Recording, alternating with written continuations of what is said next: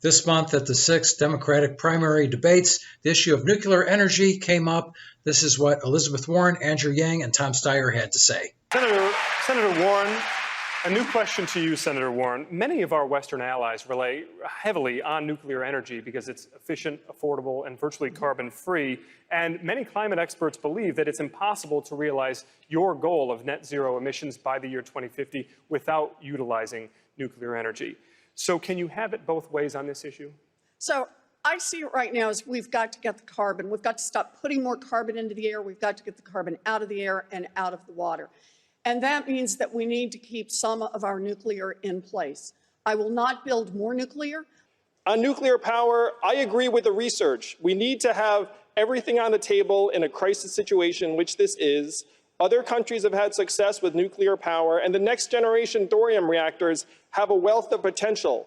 Thorium is not radioactive the way uranium is. It doesn't last as long, and you can't make a weapon out of it. If we're going to innovate our way out of this, as Elizabeth is saying, then we have to have nuclear on the table. Thank you, Mr. Yang. The last word on climate to you, Mr. Steyer. Look, the point about nuclear power is it's not at a stage in the United States where it's competitive on price.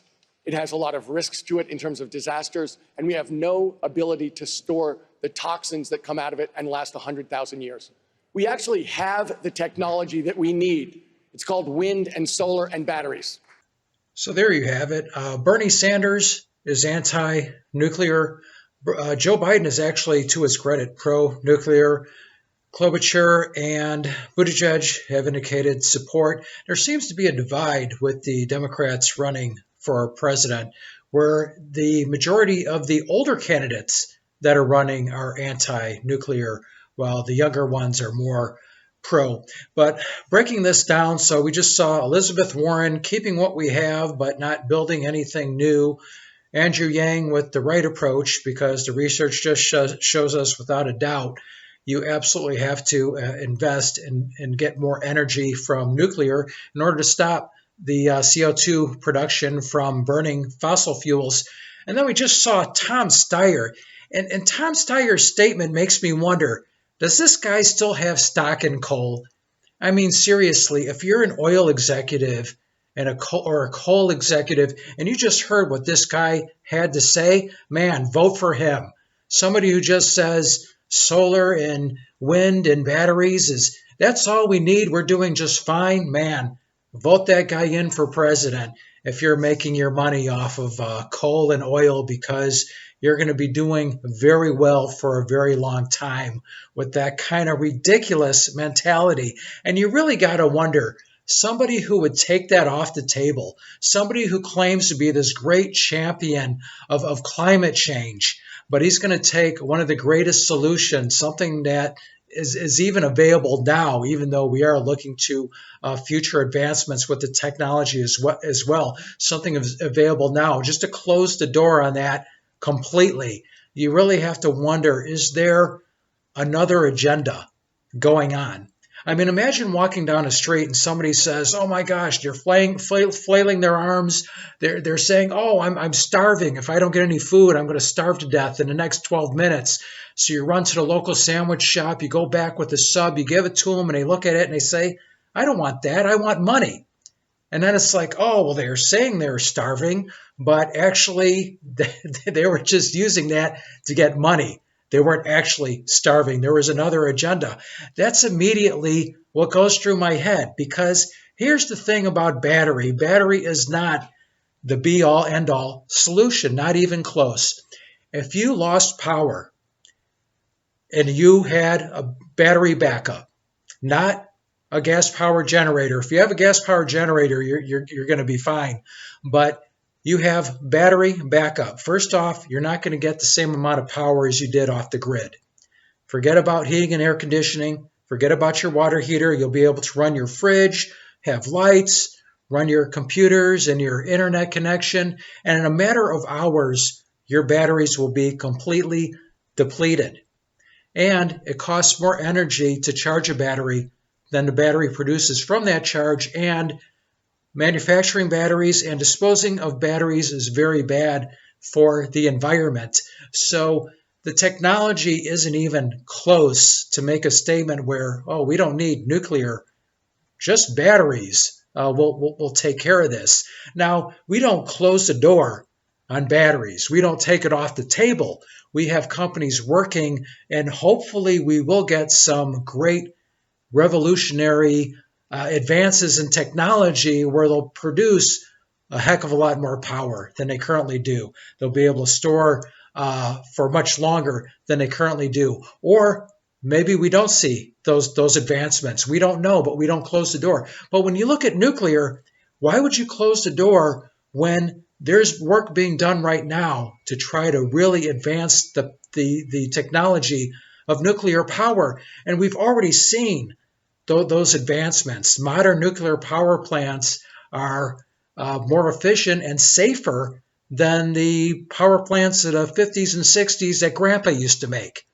And the thing is, when you look at overall statistics, you hear like Tom Steyer said, oh, it's too dangerous. That is absolute nonsense. When you look at the overall statistics, number of deaths, comparing nuclear to other energy sources, especially fossil fuels, especially oil, coal, and gas, nuclear energy is by far the safest, and it's the greenest. So this is absolutely nonsense. And to address what he said about nuclear waste, all the spent fuel rods over the last 50 years, where in 20% we've gotten our electric power from nuclear, one football field about 20 feet high and 65 or about 96% of that is reusable, recyclable.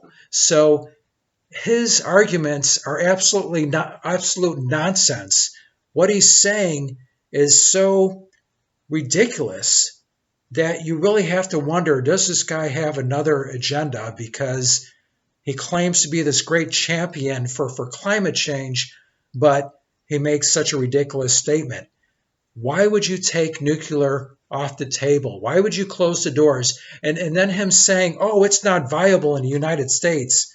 Well, let's see, Finland, South Korea, United Emirates, Russia, China, they're all bringing new nuclear power online, new facilities online.